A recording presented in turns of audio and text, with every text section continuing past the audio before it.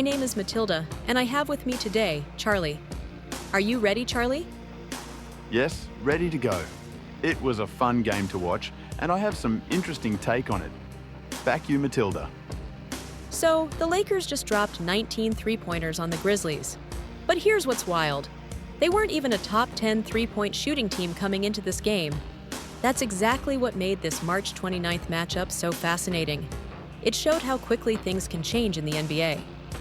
You know, looking at the history between these teams, especially after that playoff series a couple seasons back, there's always been this underlying tension that makes their games special. The way the Lakers came out aggressive really set the tone, converting those 3 early Grizzlies turnovers into 6 quick points. And speaking of tone setting, Austin Reeves was just unconscious from beyond the arc, shooting 48% from three-point range. That's the kind of efficiency that can break a defense's spirit. The Lakers' offensive execution was really something else. Break down how they're getting so many open looks. Well, it all started with LeBron James. Even when he wasn't getting the assist, he was drawing so much defensive attention that it created space for everyone else.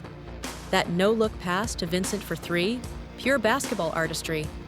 And then Gabe Vincent coming off the bench with those 15 first-half points really changed the whole dynamic of the game. The Lakers' second unit was absolutely crucial in this one.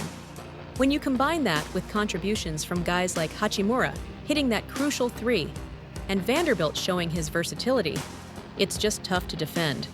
Though the Grizzlies definitely made it interesting, especially with Desmond Bane's 13-point explosion in the third quarter. And let's talk about John Morant. 21 points and 10 assists doesn't even tell the whole story. The way he was creating opportunities, even when things weren't going his way, showed why he's such a special player. That resilience was really on display when they fought back from being down 20 points to tie it at 113 with Santi Dama's huge 3. You know what's interesting about that comeback? It really highlighted how the Grizzlies adjusted their defensive strategy, especially on the perimeter. They started closing out much more aggressively on shooters. Yes, you are right. Although in the end, the Lakers' strategic focus on playing with pace really seemed to make the difference. That's right. And with this win, the Lakers have now taken 5 of their last 6 matchups against Memphis. That kind of dominance can really get into a team's head, especially with playoffs approaching. Looking ahead, what do you think this means for both teams' postseason chances?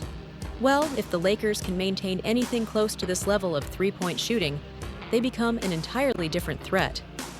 But what's really interesting is how this game showcased the evolution of NBA strategy, the emphasis on spacing, the importance of bench scoring, and the value of versatile defenders. The tactical chess match between these teams was fascinating to watch unfold. And that's what makes regular season matchups between potential playoff opponents so important. They're like previews of what might come in a 7-game series. Yes, I agree. Both teams are learning about each other, testing different strategies, building that competitive fire. These are exactly the kinds of games that can shape how teams approach each other in the postseason. Looking ahead, both teams showed they have the pieces to make a deep playoff run. The Lakers with their explosive offense and the Grizzlies with their resilience and star power. It's going to be fascinating to see how this develops. That's what makes the NBA so exciting.